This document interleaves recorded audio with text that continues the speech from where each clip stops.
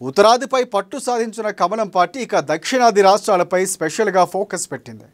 Parliament అభ్యర్థుల గెలిపే లక్ష్యంగా నేరుగా ప్రధాని మోదీయే రంగంలోకి దిగుతున్నారు. సౌత్ ఇండియా రాష్ట్రాల్లో పర్యటిస్తూ పార్టీ నాయకులు కార్యకర్తలు నయా జోష్ నింపుతున్నారు. అయితే సౌత్లో పార్టీ ప్రాంతీయులతో కలిసి కాంగ్రెస్ బలంగా ఉంది. ఆ నేపథ్యంలో కేంద్రంలో అధికారంలోకి వచ్చే పార్టీకి సౌత్ ప్రజల తీర్పు ఇప్పుడు కీలకం కానుంది. సార్వత్రిక ఎన్నికల్లో కీలకం కానున్న దక్షిణాది తీర్పు. సౌత్లో పుంజుకున్న కాంగ్రెస్ పార్టీ సౌత్లో సత్తా చాటేందుకు బీజేపీ కసరత్తు. దక్షిణాదిన ప్రాంతీయ పార్టీల హవా ఎక్కువ. దక్షిణాది ప్రజల తీర్పుపై అందరిలో ఉత్కంఠ. కేరళలో కొనసాగుతున్న కామ్రేడ్ల హవా.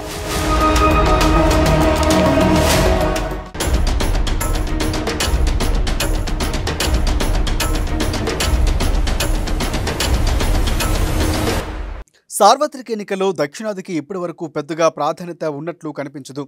ఎప్పుడో ఎన్టీఆర్ హయాంలో తెలుగుదేశం పార్టీ లోక్సభలో అత్యధిక స్థానాలు ఉన్న పార్టీగా అవతరించి దాదాపుగా విపక్ష పాత్ర పోషించింది.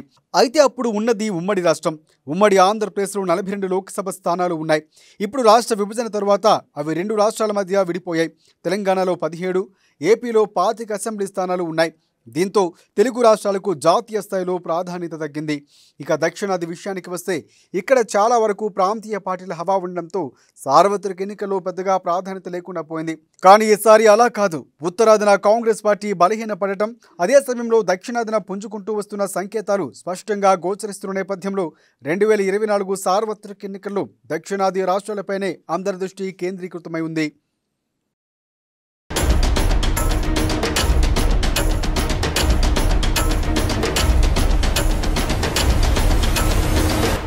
కాంగ్రెస్ పార్టీ ముక్త భారత్ అంటున్న బీజేపీకి ఇప్పుడు దక్షిణాదిలో కాంగ్రెస్ సాధిస్తున్న పట్టును దెబ్బతీయడం ప్రధాన టార్గెట్గా మారింది.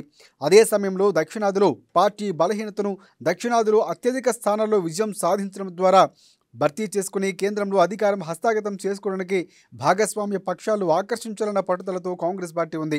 దీంతో సార్వత్రిక ఎన్నికల్లో దక్షిణాది రాష్ట్రాల్లో ఏ పార్టీకి ఎక్కువ ఆదరణ ఉంటుందన్న దానిపై కూడా కేంద్రంలో కొలువు తీరపోయే కొత్త ప్రభుత్వం ఏదన్నది తేలే అవకాశాలు ఉన్నాయని పరిశీలకులు సైతం విశ్లేషిస్తున్నారు.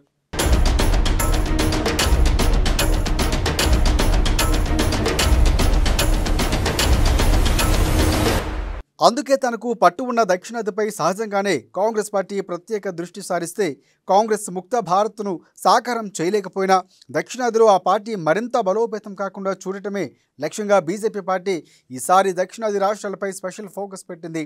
వాస్తవానికి దక్షిణాదిలో బీజేపీకి కర్ణాటకను మినహాయిస్తే చెప్పుకోదగ్గ స్టేక్ లేదని చెప్పాలి. ఇక కేరళ, ఏపీ, తెలంగాణ, తమిళనాడు కేంద్రపాలిత ప్రాంతం పుదుచ్చేరిలో ఆ పార్టీకి ఉనికి ఓటు కూడా నామమాత్రమే. ఇటీవల కాలంలో తెలంగాణలో ఏదో మేరకు బలపడినట్లు కనిపిస్తూ ఉన్న అధికారంలోకి వచ్చేంత బలం కానీ ఓటు కానీ ఆ పార్టీకి లేదు. ఆయా రాష్ట్రాల్లో పొత్తుల ద్వారా ఏవో కొన్ని స్థానాలు పరిమితమవుతూ వస్తుంది. అటువంటి బీజేపీ ఇప్పుడు తెలంగాణలో ఒంటరి పోరు ద్వారా చెప్పుకోదగ్గ లోక్సభ స్థానాలు గెలుచుకోవాలన్న ధీమాతో ఉంది. తమిళనాడులో కూడా జయలలిత మరణం తరువాత చోటు చేసుకున్న పరిణామాలతో డీఎంకేకు ప్రత్యామ్నాయంగా ఎదగాలన్న ప్రయత్నాలు చేస్తుంది. ఆ రాష్ట్ర బీజేపీ అధ్యక్షుడు అన్నామలై దూకుడుతో అక్కడ కొద్ది మేరకు బలపడినట్లు కనిపిస్తూ ఉన్న సార్వత్రిక ఎన్నికల్లో ఆ పార్టీ పెర్ఫార్మెన్స్ను చూసిన తరువాతే అక్కడ కమల వికాసం ఎలా ఉందో చెప్పగలం.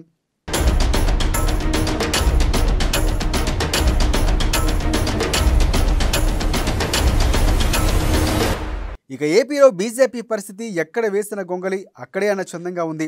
సొంతంగా బలోపేతమవడం సంగతి అటుంచి పొత్తు కుదుర్చుకున్నాక భాగస్వామ్య పార్టీల నుంచి ఓటు ట్రాన్స్ఫర్ అవడం అనుమానమే అంటూ కూడా పరిస్థితులు ఆ పార్టీ ఉంది.